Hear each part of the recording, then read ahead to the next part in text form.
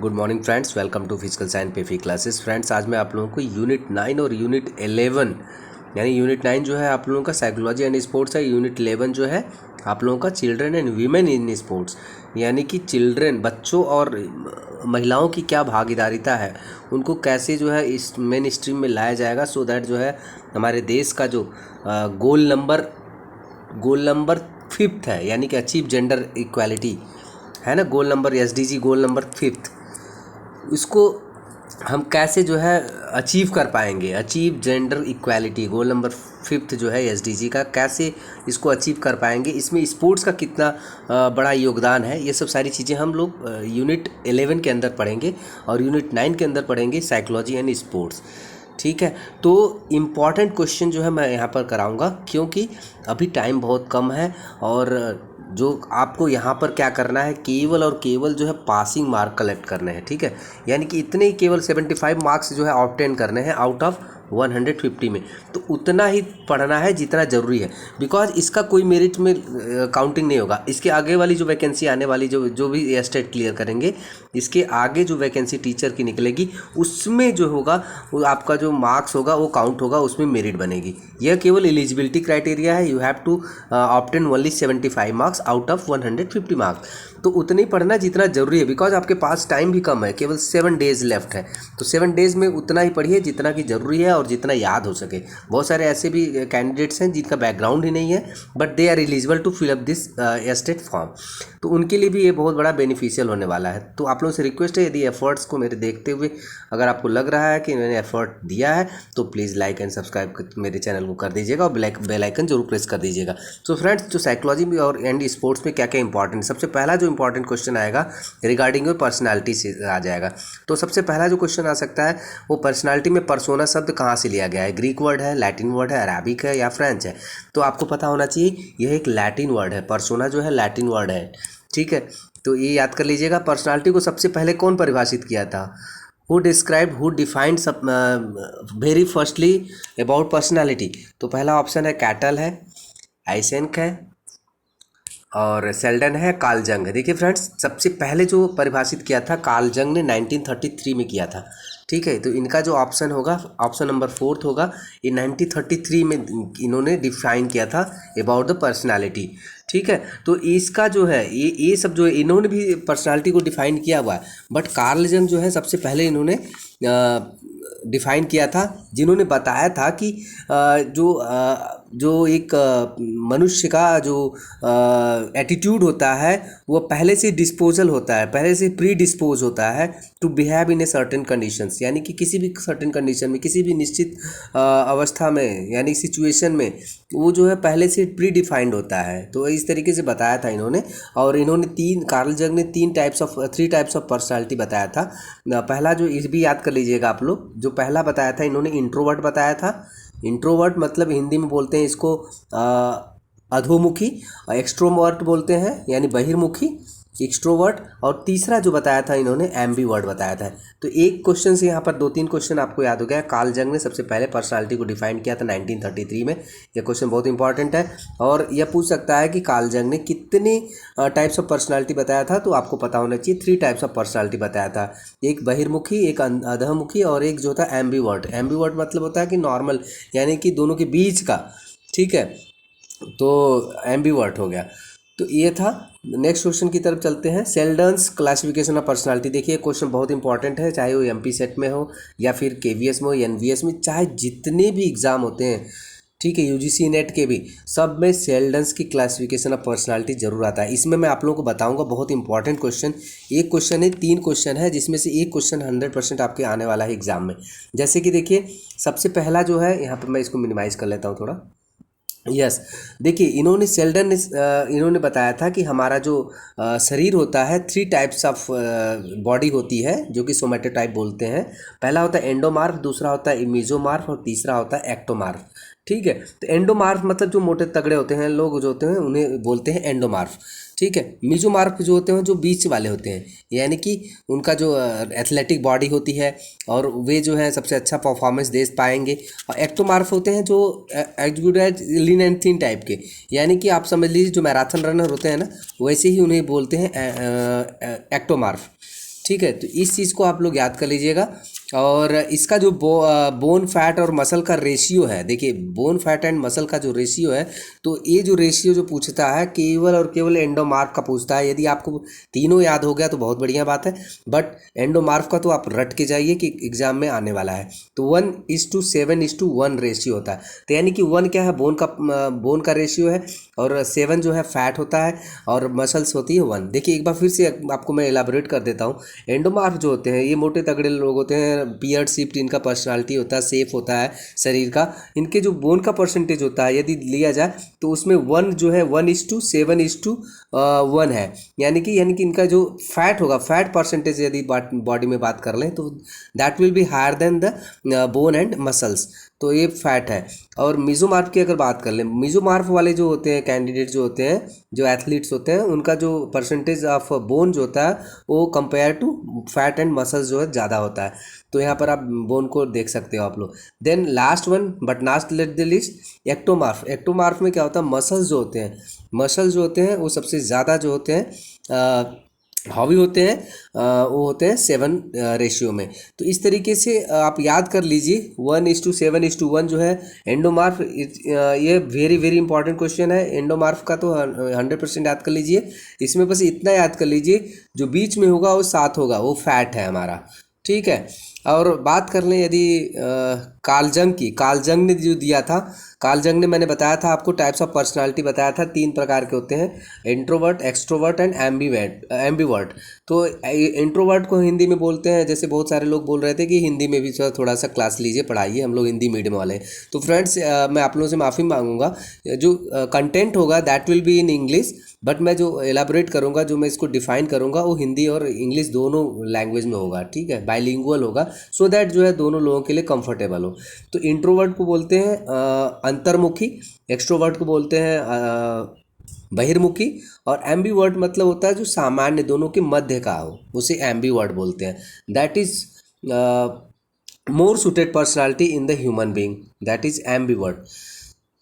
Next है big 5 theory personality. ये भी बहुत इंपॉर्टेंट है। देखिए पर्सनालिटी से 2-3 क्वेश्चन 100% आने ही आने हैं। ये मान के चलिए, चाहे कार्ल जंग का हो या फिर सेल्डन का हो या फिर बिग 5 फैक्टर जो थियरी है पर्सनालिटी की, इसका है। तो यहाँ पर आप देख सकते हो ये है क्या, तो इसमें जो है 5 फैक्टर्स जो दिए हैं पर्सनालिटी के, ये इतना होना चाहिए, इतना डायमेंशंस है, 5 डायमेंशंस, 5 जो 5 आयाम है ट्रेड्स के, ये होने चाहिए। पहला है ओपननेस, दूसरा है कंसाइंटियसनेस, देन तीसरा है एक्सट्रोवर्जन, चौथा है एग्रीएबलनेस, और 5वां है न्यूरोटिसिज्म, ठीक है, जिसमें एंग्जाइटी होता है। तो देखिए इसको अगर हम बात कर ले यहाँ पर, तो ये ओशन फैक्टर बोलते हैं इसको। अगर सभी का पहला वर्ड निकाल दिया जाए तो इसको बोलते हैं ओशन फैक्टर, OCEAN। कभी कभी क्या करता है, क्वेश्चन पूछता है कि O स्टैंड फॉर क्या होता है बिग 5 फैक्टर थियरी में, तो आपको पता होना चाहिए दैट इज ओपननेस होता है।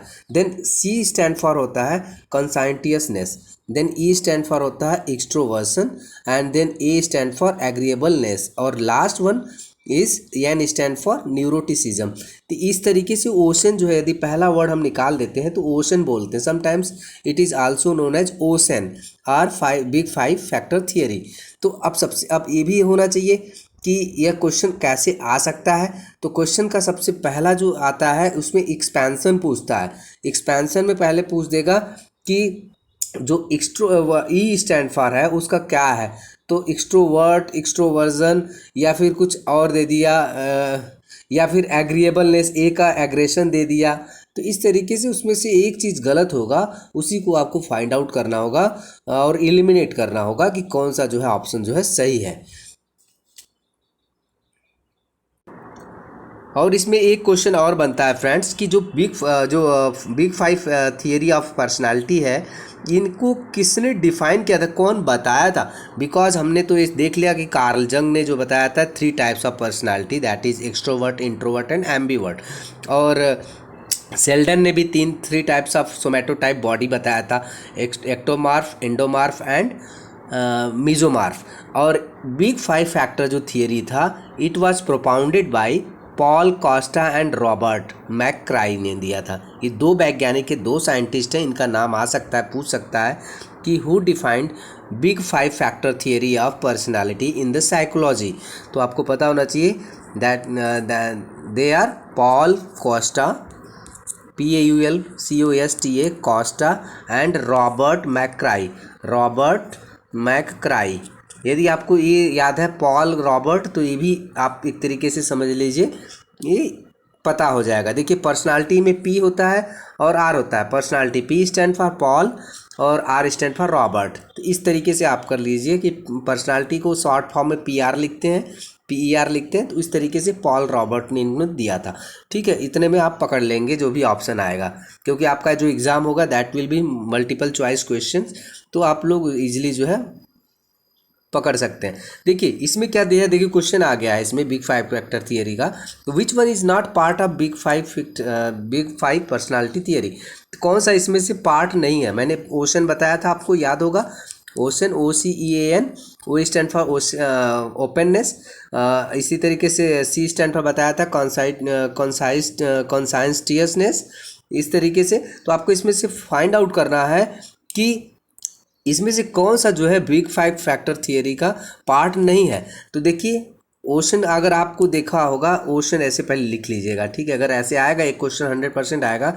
अभी रिसेंटली MP सेट का जो एग्ज़ाम हुआ था that will be for assistant professor in Madhya Pradesh, तो उसमें सेम क्वेश्चन साइकोलॉजी में पूछा गया था कि ओशन का जो है कौन सा जो है पार्ट जो है इसमें से नहीं है। तो O स्टैंड फॉर आपको पता है कि O स्टैंड फॉर आपको पता है कि ओपननेस होता है। C स्टैंड फॉर बताया था आपको कॉन्साइंटियसनेस, और E स्टैंड फॉर मैंने बताया था एक्सट्रोवर्सन, A स्टैंड फॉर बताया था agreeableness and N stand for neuroticism. तो इसमें आपको देखिए A स्टैंड फॉर मैंने आपको क्या बताया था, एग्रीएबलनेस, और यहाँ पर देखिए आपको कितना अच्छा यहाँ पर ऑप्शन दे दिया एम्बिवर्जन। तो इसी में आप कंफ्यूज कर जाएंगे, तो इसलिए आपको ये पूरा मगअप कर जाइए ओशन का फुल फॉर्म क्या होता है। ठीक है, नेक्स्ट क्वेश्चन चलते हैं। One of the Sheldon's personality theory is. देखिए मैंने सेल्डन्स की जो पर्सनालिटी थियरी थी मैंने 3 बताया था आपको, उसमें से पूछ रहा है कि कौन सा है इसमें। तो देखिए इंट्रोवर्ट, एक्सट्रोवर्ट, एम्बिवर्ट, एक इसका था, एक कार्ल जंग का था। ठीक है, मैंने बताया था 3 होते हैं। और सेल्डन्स का जो पर्सनालिटी थियरी होता है जिसमें से सोमैटोटाइप जो बॉडी होती है 3 टाइप्स होते हैं, एक्टोमार्फ होता है, मिजोमार्फ एंड इंडोमार्फ।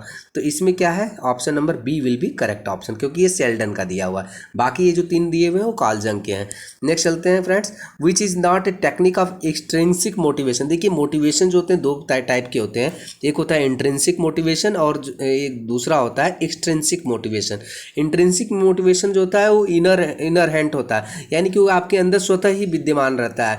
इनको बाहर किसी भी प्रलोभन की ज़रूरत नहीं होती है कि नहीं मुझे ये काम करना है क्योंकि वो फला जो एथलीट है वो इस मुकाम पे पहुंच गया, या नीरज चोपड़ा जो है 88.17 जो है मीटर जो है इन्होंने जेवलिन थ्रो किया है वर्ल्ड कप में।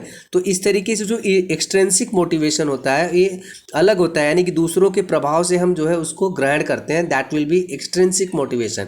इंट्रिंसिक मोटिवेशन में आपके खुद के अंदर जो वैल्यू एडेड जो इमोशंस होते हैं वो डेवलप होंगे कि मुझे खुद करना है, मुझे दूसरों का सपोर्ट नहीं लेना है, न तो मुझे रिवार्ड चाहिए न तो मुझे पनिशमेंट चाहिए किसी भी काम को परफॉर्म करने के लिए, that will be considered as intrinsic motivation. तो टेक्निक ऑफ एक्सट्रिंसिक मोटिवेशन इसमें क्या होता है, देखिए एक्सट्रिंसिक मोटिवेशन सबसे पहला होता है, इसमें नहीं पूछा है तो रिवार्ड मैंने बताया। रिवार्ड देखिए अब जैसे भी कोई भी एथलीट होता है वो कॉमनवेल्थ गेम या फिर वर्ल्ड कप जीत के आता है, जैसे कि अभी नीरज चोपड़ा 88.17 इन्होंने बुडापेस्ट में जो हो रहा था वर्ल्ड एथलेटिक्स चैंपियनशिप में इन्होंने इतना जो है जेवलिन थ्रो किया है। तो ये भी एक इंपॉर्टेंट क्वेश्चन बन रहा है कि एक क्वेश्चन पूछ सकता है जीके में कि कितना मीटर उन्होंने जेवलिन थ्रो किया है। तो 88.17 मीटर जो है इन्होंने जेवलिन थ्रो किया है और गोल्ड मेडल इन्होंने जीता है। तो इस तरीके से रिवार्ड पाए होंगे वो, और अपने भी कंट्री में आएंगे यहाँ पे भी रिवार्ड पाएंगे। तो इसको जो देख के, इस चीज़ को जो देख के जो एथलीट होगा उसके मन में जो विचार आएंगे कि मुझे भी ऐसा करना है, नीरज चोपड़ा बनना है, तो that will be considered in the category of extrinsic motivation. तो रिवार्ड होगा, ठीक है। तो रिवार्ड क्या है, टेक्निक है एक एक्सट्रिंसिक मोटिवेशन का। इसी तरीके से सेम जो है पनिशमेंट भी होता है। यदि आप किसी बच्चे को पनिश करते हैं कि इस काम को नहीं करना है तो उसके दिलो दिमाग में रहेगा कि नहीं यार इस काम को करने से जो है पनिशमेंट मिलेगा। तो पनिशमेंट भी भी एक तरीके से एक्सट्रिंसिक मोटिवेशन है। और सी जो है सेल्फ अप्रेजल, जो मैंने बताया आपको कि इनर हैंड होना चाहिए, आपके अंदर खुद के अंदर विद्यमान होनी चाहिए चीज़ें कि मुझे ये काम करना है, मुझे ये गोल सेट करना है, that will B achievable in your mind set. तो ये क्या हो जाएगा, ये आपका जो हो जाएगा इंट्रिंसिक मोटिवेशन हो जाएगा। और ऑडियो विजुअल एड्स जो होंगे ये सब आपके एक्सट्रिंसिक मोटिवेशन में आएंगे। तो क्वेश्चन बहुत इंपॉर्टेंट है, देखिए इसी में आप कंफ्यूज कर जाएंगे ऑडियो विजुअल एड्स और सेल्फ अप्रेजल में। तो इस तरीके से ऐसे क्वेश्चन जो है एग्जामिनर जो सेट करते हैं सो दैट जो है टाइम ज़्यादा लगे, सोचने में ज़्यादा टाइम लगे।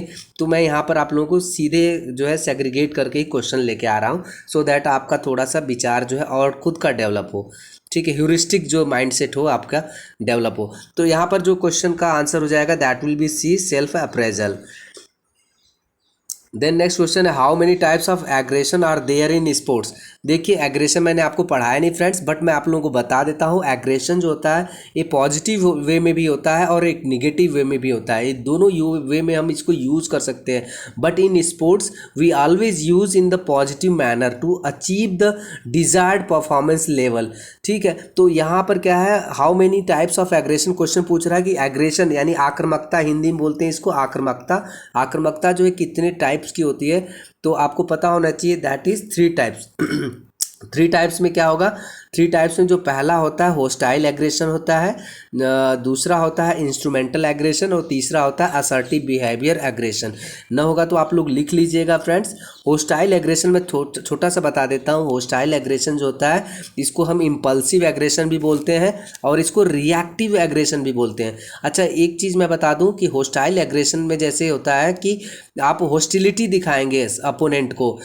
जैसे आप मान लीजिए बॉक्सर है, अगर किसी को अगर पंच मार रहे हैं अपने अपोनेंट को, तो अगर आपके अंदर हॉस्टिलिटी रहेगा तो आप बिलो द बेल्ट जो लेवल होता है, जो कि एक तरीके से नहीं मारा जाता है बॉक्सिंग में, आप बिलो द बेल्ट भी उसको जो है पंच करेंगे। That will B comes under the hostility impulsive aggression.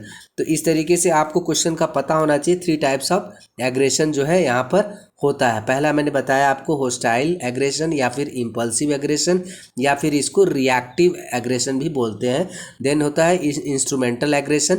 देखिए इंस्ट्रूमेंटल एग्रेशन का क्या मतलब होता है कि जो एग्रेशन है उसको हम एक तरीके से किसी भी एडवांटेजियस पोजीशन को गेन करने के लिए हमें इसको जो है इंस्ट्रूमेंट एज ए साधन, एक मशीन की तरह इसको यूज़ किया जाता है, तो उसे हम इंस्ट्रूमेंटल एग्रेशन बोलते हैं।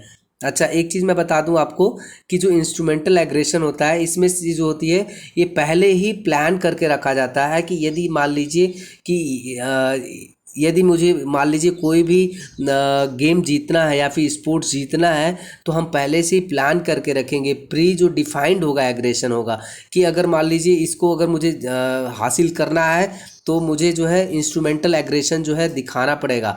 इंस्ट्रूमेंटल एग्रेशन में क्या होता है फ्रेंड्स कि यदि मान लीजिए आप किसी भी अपोनेंट को अगर आप मान लीजिए पंच ही कर रहे हो तो पंच करते समय आपको ये नहीं पता, ये पता होगा कि मुझे अगर यहाँ पे मार दूंगा इसको तो ये जो है घायल हो जाएगा और मैं जो है मैच जो है ईजिली जो है गेन कर पाऊंगा। तो एक तरीके से इसको जो यूज जब किया जाता है एक साइकोलॉजिस्ट द्वारा तो ये लार्ज गोल को अचीव करने के लिए किया गया है। तो और इसको जो प्लानिंग किया जाता है बहुत वेरी केयरफुली प्लानिंग किया जाता है बिकॉज ये बहुत डेंजरस होता है इंस्ट्रूमेंटल एग्रेशन, ठीक है। और तीसरा जो होता है असर्टिव बिहेवियर एग्रेशन, एक तरीके से इसको जो बोलते हैं लेजिटिमेट भी बोलते हैं। इसका औचित्यपूर्ण जो है सहारा यानी कि वर्बल बोलते हैं ना कि मुंह से गाली उली दे देते हैं सो दैट उसका जो ध्यान होता है भटक जाता है।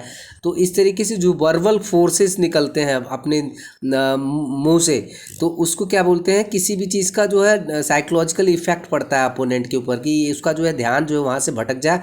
और जैसे अभी देखा होगा आपने विराट कोहली में और इनके में रोहित शर्मा में हुआ था, तो इनका जो एग्रेशन था एक तरीके से असर्टिव बिहेवियर एग्रेशन था। उन्होंने उनको गाली दिया, इन्होंने इनको गाली दिया, इस तरीके से जो होता है ना तो ध्यान जो है भटक जाता है। बट इसका यूज़ जो है एक साइकोलॉजिस्ट जो होते हैं, स्पोर्ट्स साइकोलॉजिस्ट जो यूज़ करते हैं क्रिकेट में या फिर अदर्स स्पोर्ट्स में, वो यूज़ करते हैं सो दैट जो है उसका साइकोलॉजिकल डिस्कम्फर्ट गेन हो और उस चीज़ से उसको डेविएट किया जाए, जो उसका जो गोल है उससे डेविएट किया जाए।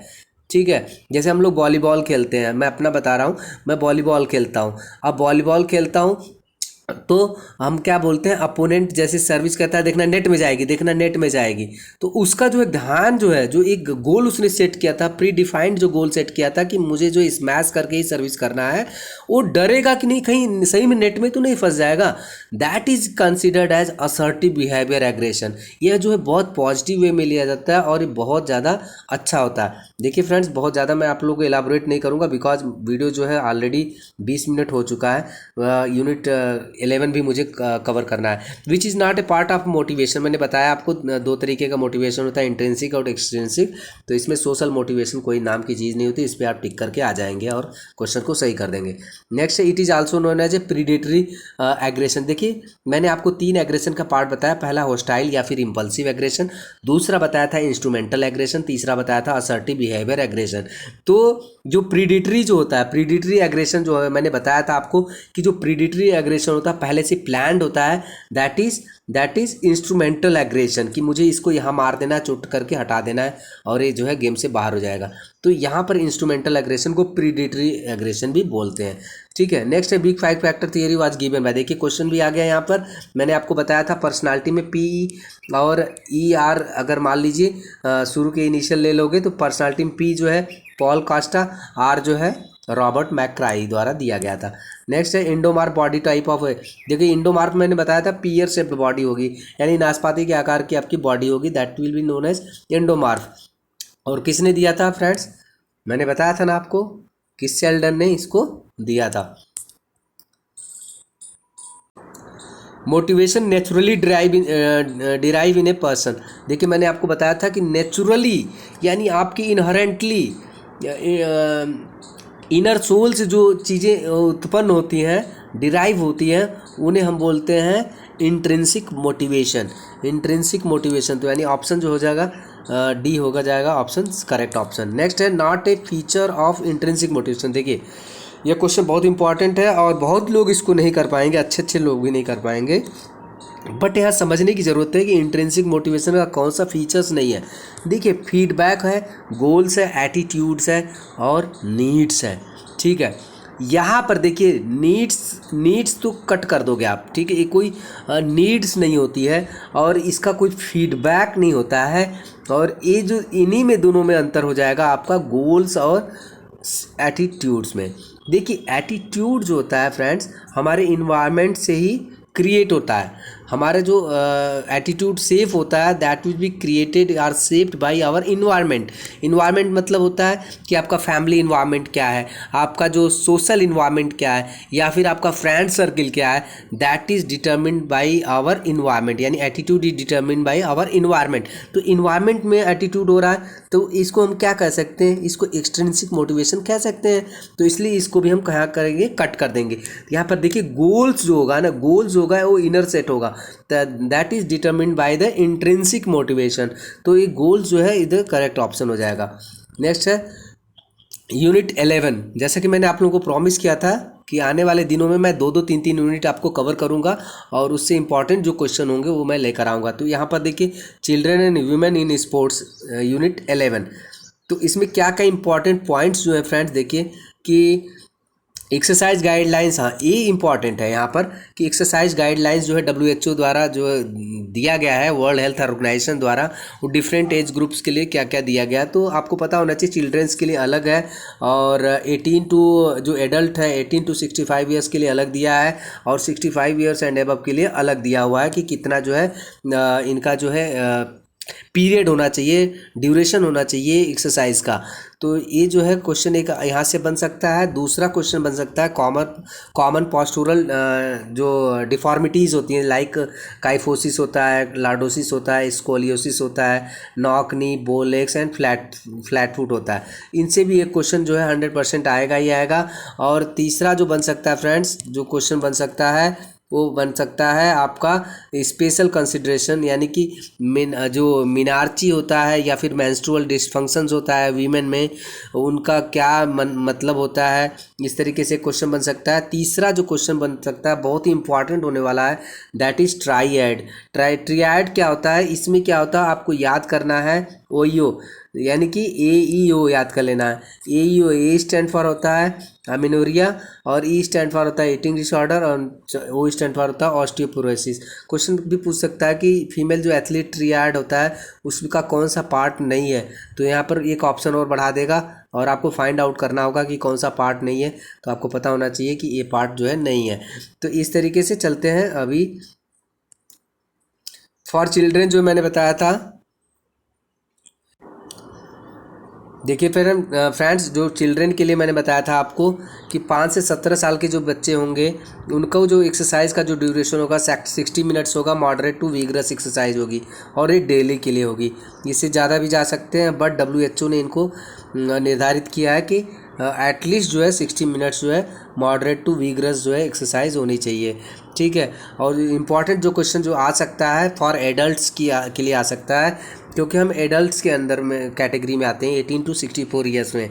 तो क्वेश्चन ये पूछ सकता है कि जो मॉडरेट जो इंटेंसिटी वाली एक्सरसाइज होती है एरोबिक एक्टिविटीज़, वो एडल्ट्स के लिए कितना मिनट्स का ड्यूरेशन होना चाहिए। तो आपको पता होना चाहिए 150 मिनट होना चाहिए। समटाइम्स इसको बोल सकते हैं 75 to 150 मिनट्स।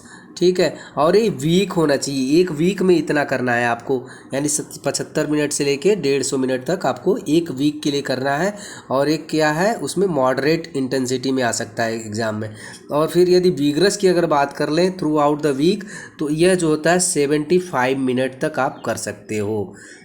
ठीक है। ये क्वेश्चन मुझे इंपॉर्टेंट लग रहा है, वेरी वेरी इंपॉर्टेंट लग रहा है, एग्ज़ाम में क्वेश्चन आ सकता है। फॉर ओल्डर एडल्ट्स, जैसा कि उसका मैंने बताया था आपको कि अगर विगरस करते हैं वीक में तो 75 मिनट्स होता है।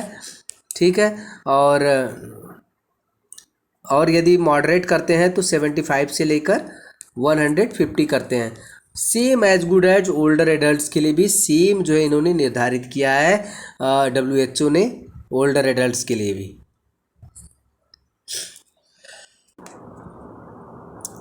नेक्स्ट है friends topic deformities, spinal deformities. देखिए हमारा जो स्पाइन होता है फ्रेंड्स इस तरीके से रहता है, लगभग इतना कर्वेचर रहता है। ठीक है, इस तरीके से रहता है।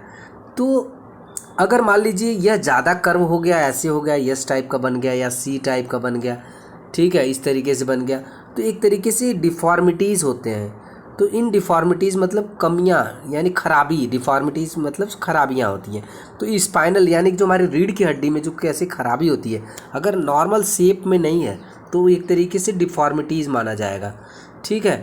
तो यह डिफॉर्मिटीज़ जो है कितने प्रकार की होती है। पहला होता है काइफोसिस। देखिए फ्रेंड्स, हिंदी में भी काइफोसिस बोलते हैं और इंग्लिश में भी बोलते हैं लॉर्डोसिस, देन स्कोलियोसिस बोलते हैं। ठीक है। तो यहाँ पर देख सकते हो आप लोग कि काइफोसिस का क्या फीचर्स होता है, रेक्टिफिकेशन क्या कर सकते हैं, योगी की एक्सरसाइजेस से हम कैसे इसको रेक्टिफाई कर सकते हैं, लॉर्डोसिस से क्वेश्चन कैसे बन सकता है, स्कोलियोसिस से कैसे क्वेश्चन बन सकता है।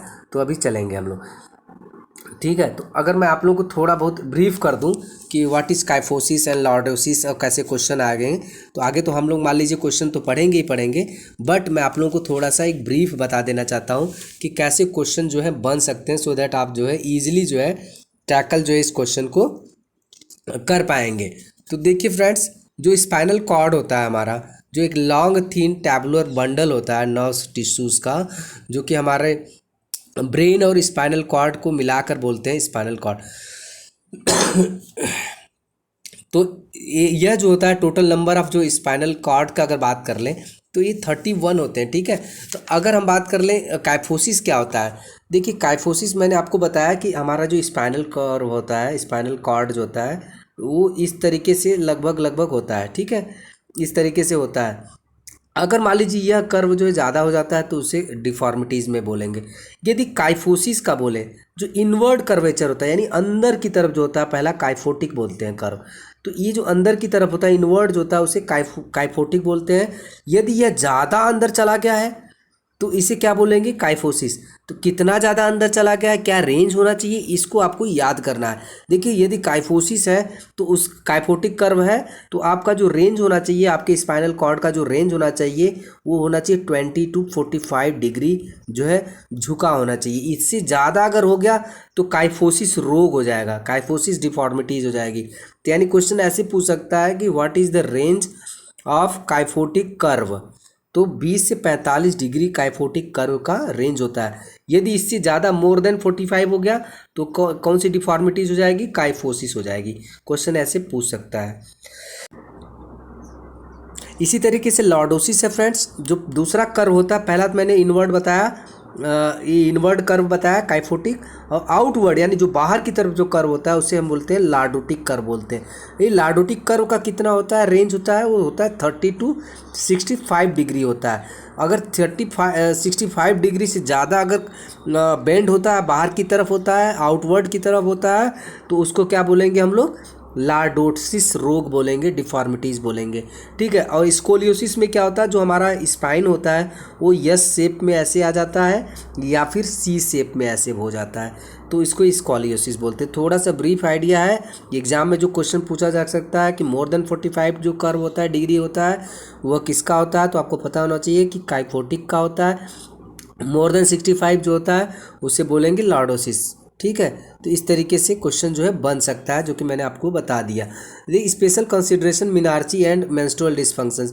देखिए बहुत सारे स्पोर्ट्स वीमेन होती हैं, उनके जो कुछ ऐसे सिम्पटम आ जाते हैं, डिस्फंक्शंस हो जाते हैं, मेंस्ट्रुअल डिस्फंक्शंस, जिसमें से एक मिनार्ची भी है और भी है, चीज़ें मैं बताऊंगा। ठीक है। तो इसको देखिए मिनार्ची, पहले क्वेश्चन ऐसे पूछ सकता है कि मिनार्ची क्या है, और या फिर ऐसा डिफाइन कर देगा कि जो फर्स्ट जो मेंस्ट्रुअल ब्लीडिंग होती है फीमेल में, यदि वह जो होती है उसको क्या बोलते हैं, तो आपको मिनार्ची भी बताएं। मतलब क्वेश्चन में अगर मिनार्ची ऑप्शन होगा तो आपको टिक करना है। तो मिनार्ची क्या होता है, menarche is the beginning of menstrual cycles और first menstrual bleeding in female which is considered the central event of the female puberty. देखिए जो फर्स्ट जो ब्लीडिंग स्टार्ट होती है, मेंस्ट्रुअल पीरियड होता है, that is known as menarche. Question कैसे पूछ सकता है ये देख लीजिएगा। ठीक है। मेंस्ट्रुअल डिस्फंक्शंस, मेंस्ट्रुअल डिस्फंक्शन मतलब होता है कि जो मेंस्ट्रुअल साइकिल्स होती है, मासिक धर्म जो बोलते हैं, यदि उसका इरेगुलर होता है, डिसऑर्डर हो गया, तो उसे हम क्या बोलते हैं, डिस्फंक्शंस बोलते हैं। बट नॉर्मल रेंज जो साइकिल्स जो होती है वो कितनी होती है, क्वेश्चन यहाँ से पूछ सकता है कि जो मेंस्ट्रुअल का जो नॉर्मल मासिक धर्म का जो नॉर्मल साइकिल होता है वो कब तक आ जाना चाहिए, तो 21 डेज to 35 डेज के बीच में आ जाना चाहिए। यदि इसमें कोई भी एबनॉर्मलिटी फील होता है या फिर आगे पीछे होता है, that will be considered in dysfunctions of menstrual cycle. ठीक है। तो फीमेल एथलीट ट्रायड मैंने बताया था आपको, ट्रायड, तो उसमें 3 चीज़ें मैंने बताया था आपको कि क्या क्या है। ऑस्टियोपोरोसिस, ऑस्टियोपोरोसिस, ऑस्टियो मतलब होता है कि आपके बोन से रिलेटेड होता है, तो ऑस्टियोपोरोसिस होता है। एमनोरिया होता है और ईटिंग डिसऑर्डर होता है। ईटिंग डिसऑर्डर मैंने बताया था आपको बुलिमिया और बुलिमिया नर्वोसा और एनोरेक्सिया नर्वोसा, यह भी मैं पढ़ाऊँगा आपको, बता दूंगा। ठीक है। एमनोरिया भी एक तरीके से जो है डिसफंक्शंस है। और the symptoms of triad are, इसके ट्राइड अगर है तो इसके क्या सिम्पटम होंगे, क्या इसके पहचान होगी, वो क्या होगा, उसमें लो बॉडी वेट होगा, फटीग होगा यानी थकान ज़्यादा होगी, और फ्रीक्वेंट इंजरीज होंगे, लॉस ऑफ फिटनेस होगा, लो सेल्फ स्टीम, और सिसेशन ऑफ मेंस्ट्रुएशन यानी कि जो मेंस्ट्रुएशन होगी वो बंद हो जाएगी। तो ऑस्टियोपोरोसिस क्या होता है, मैंने बताया था आपको कि ऑस्टियो मतलब होता है बोन से रिलेटेड होता है।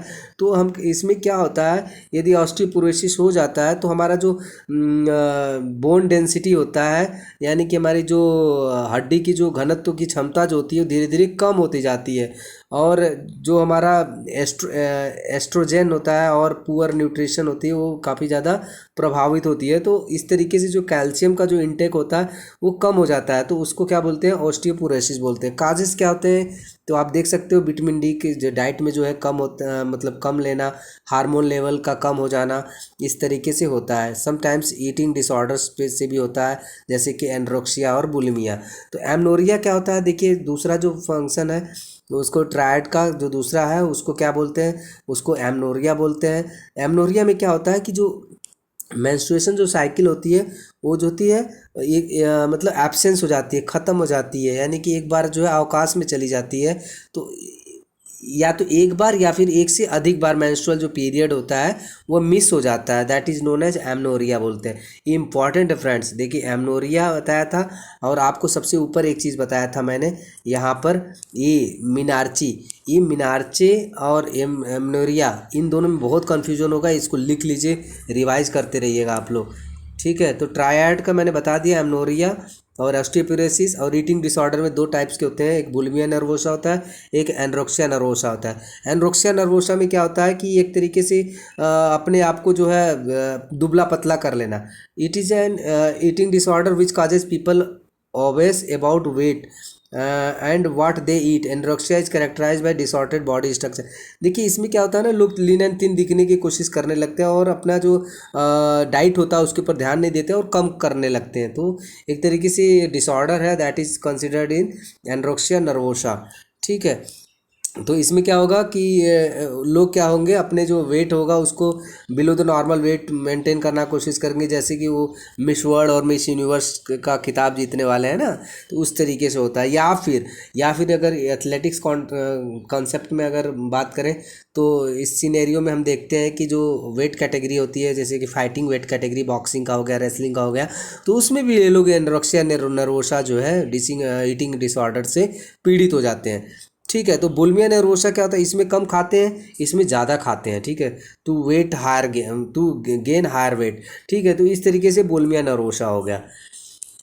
तो अब क्वेश्चन की तरफ चलते हैं। लॉर्डोसिस मैंने बताया था आपको कि कैसा कर्व है, इनवर्ड है, अंदर की तरफ है या बाहर की तरफ है या साइडवर्ड है। तो मैंने बताया था आपको कि इनवर्ड, यानी कि जो पहला कर्व होगा वो क्या होगा, काइफोटिक कर्व होगा, यानी इनवर्ड होगा। दूसरा ये बाहर वाला जो होता है वो लॉर्डोटिक होता है, ठीक है। तो लॉर्डोसिस क्या होगा, आंसर बी हो जाएगा, आउटवर्ड कर्वेचर।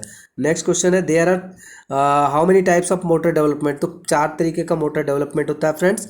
नेक्स्ट चलते हैं, which is not A factor affecting motor development. देखिए मोटर डेवलपमेंट के लिए कौन सा फैक्टर जो है अफेक्ट नहीं करता है, न्यूट्रिशन अफेक्ट करता है, ऑफ कोर्स न्यूट्रिशन जो है अफेक्ट करता है मोटर डेवलपमेंट के लिए। मोटर मतलब होता है कि गामक जो क्षमता होती है, हमारी दौड़ने की क्षमता, हमारे बैलेंसिंग बनाने की क्षमता, हमारी स्पीड की क्षमता, हमारे एजिलिटी की क्षमता, हमारे रिएक्शन टाइम की क्षमता, हमारे पावर की क्षमता, ये सब सारी चीज़ें जो है मोटर डेवलपमेंट के पार्ट है। तो हमारा न्यूट्रिशन जितना अच्छा होगा, हमारी मोटर एबिलिटीज उतनी अच्छी होंगी, फिजिकल एक्टिविटीज़ जो होंगी वो भी अच्छी होंगी। इसी तरीके से बायोलॉजिकल फैक्टर इसलिए ज़रूरी है क्योंकि ये जो है एक तरीके से जेनेटिक होता है। जेनेटिक में मतलब अगर आपकी मम्मी पापा एथलीट हैं तो आपको भी वैसे कुछ न कुछ जो है प्रभाव जो है आपके ऊपर पड़ेगा ही पड़ेगा, ठीक है। जैसे कि देख लो किस अपने पीवी संधू बैडमिंटन प्लेयर हैं, इंटरनेशनल बैडमिंटन प्लेयर हैं और ओलंपिक सिल्वर मेडलिस्ट भी हैं। तो उनके पापा जो है वॉलीबॉल प्लेयर थे, उनकी हाइट लंबी थी, हाइट अच्छे थी, तो इनका भी हाइट जो है काफ़ी अच्छा है। तो एक तरीके से प्रभाव पड़ता है, तो जेनेटिकली बायोलॉजिकल फैक्टर्स भी गवर्न करता है। तो इस तरीके से which one is not a deformity related to lower extremity. देखिए फ्रेंड्स, लोअर एक्सट्रीमिटी मतलब होता है, ये मान लीजिए आदमी है तो यहाँ से ये ऊपर तक जो हिस्सा है अपर एक्सट्रीमिटी में होता है, यानी हिप से नीचे वाला जो हिस्सा होता है उसे लोअर एक्सट्रीमिटी बोलते हैं। तो हिप से जो ऊपर वाला हिस्सा होता है जैसे कि काइफोटिक, लॉर्डोटिक, स्कोलियोसिस, ये सब क्या होता है, अपर एक्सट्रीमिटी में आता है। जो पैर वाला हिस्सा होता है वो क्या कहलाता है, वो लोअर एक्सट्रीमिटीज़ में आते हैं। जैसे कि बो लेग हो गया, फ्लैट फुट हो गया, नॉकनी हो गया। स्कोलियोसिस क्या है, ये स्पाइनल डिफॉर्मिटीज़ है। तो spinal deformities comes under the upper extremities disorder. तो इस तरीके से इसका आंसर जो हो जाएगा वो ए हो जाएगा, ठीक है फ्रेंड्स। तो यह था फ्रेंड्स टोटल क्वेश्चंस, और आपका मैंने 2 यूनिट आज मैंने करा दिया। वीडियो अच्छा लगा हो तो प्लीज़ लाइक एंड सब्सक्राइब करना ना भूलिएगा। ऐसे ही मैं जल्दी जल्दी आपका 15 यूनिट कवर कराऊंगा, और साथ ही साथ ये जो दूसरा पार्ट है, पार्ट 2 जो जीके इन्वायरमेंटल साइंस वाला जो है, इसको मैं करा दूंगा। जो most important and most expected questions which is asked in your exam on 9 September, I will cover each and everything so that you can easily score out of 10 to 15 marks, ठीक है। इन्वायरमेंटल साइंस का, जैसे कि मैंने बताया था आपको environmental protection act कब आया था, साइट्स का फुल फॉर्म क्या होता है, उस IUCN का फुल फॉर्म क्या होता है। बिहार का एग्ज़ाम देने जा रहे हैं आप तो उसमें टाइगर रिजर्व कितने हैं और नेशनल पार्क कितने हैं, नेशनल पार्क किस नदी के किनारे सिचुएटेड है, तो कैटेगरी क्या होती है, तो इस तरीके से जो है मैं आप लोगों को करा दूंगा, सो दैट जो है आप जो है पास होने लायक हो जाए। ठीक है, तो चैनल पे बने रहिए। थैंक्स फॉर वाचिंग फ्रेंड्स, और आपके कोई सजेशंस हो कमेंट्स में ज़रूर लिखिएगा। So thanks for watching, have a nice day.